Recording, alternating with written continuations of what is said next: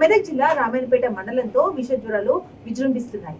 ఉమ్మడి మండలాల నుండి ప్రభుత్వ ఆసుపత్రికి ప్రతిరోజు 300 నుండి 400 మంది రోగులు డెంగీ మలేరియా జ్వరాలతో బాధపడుతూ చికిత్స కోసం వస్తున్నారని రామాయణపేట ప్రభుత్వ ఆసుపత్రి డాక్టర్ మణికంఠ తెలిపారు. వారు మాట్లాడుతూ డెంగ్యూ మలేరియా జ్వరాలు కేసులు పెరుగుతున్నాయని, దీన్ని దృష్టిలో పెట్టుకుని ప్రజలు దోమల బారి నుండి అప్రమత్తంగా ఉండాలని ప్రజలకు సూచించారు.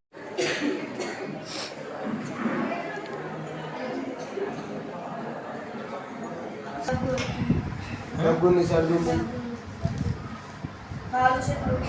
కాలు గుంజుతుంది, దగ్గర గుంజుతుంది, సార్ కొంచెం రక్తపరచగా ఉంటే రాయండి దండం పెట్ట వెనక ముందు ఎవరు లేదు.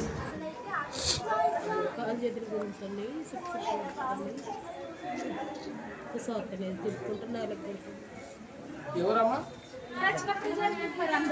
మేము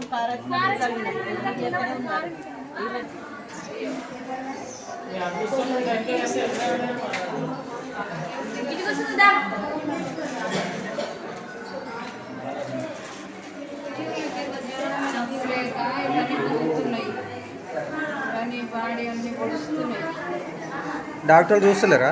చూపించుకుంటే గోళీలే రాదు, టాబ్లెట్లే రాదు. నాకు కాళ్ళ నొప్పులు ఉన్నాయి సార్. జ్వరం వచ్చింది, మా పిల్లలకు సర్ది అయింది. మొన్న తీసుకొచ్చిన రోజులు 2-3 సిరప్లు ఇచ్చింది, అంత పట్టించుకోలేదు. పెద్ద బాబుకి టైఫాయిడ్ జ్వరం వచ్చింది, గ్లూకోజ్ పెట్టలేదు, ఏం పెట్టలేదు, గోళీలు ఇచ్చి పంపించింది. ఆ రోజు మేము ఎంతమంది ఇంత మంది కంటే డబల్ మంది వచ్చింది, ఎవరు పట్టించుకోలేరు. రామాయణపేట ప్రభుత్వ పట్టణ ఆరోగ్య కేంద్రము మన ఈ వానాకాలం మరియు సీజనల్ డిసీజెస్లో ముఖ్యంగా టైఫాయిడ్, మలేరియా, డెంగ్యూ అనే విష జ్వరాలు చాలా వరకు ప్రబలుతున్నాయి.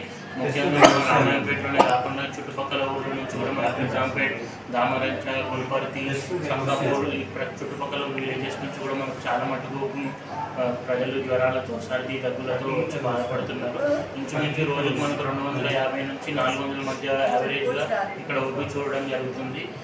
కాబట్టి ప్రతి ఒక్కరూ తగిన జాగ్రత్తలు తీసుకొని, అంటే ఇంట్లో దోమలు కుట్టకుండా నివారణ చర్యలు తీసుకుంటే జ్వరాలు రాకుండా చూడడం జరుగుతుంది.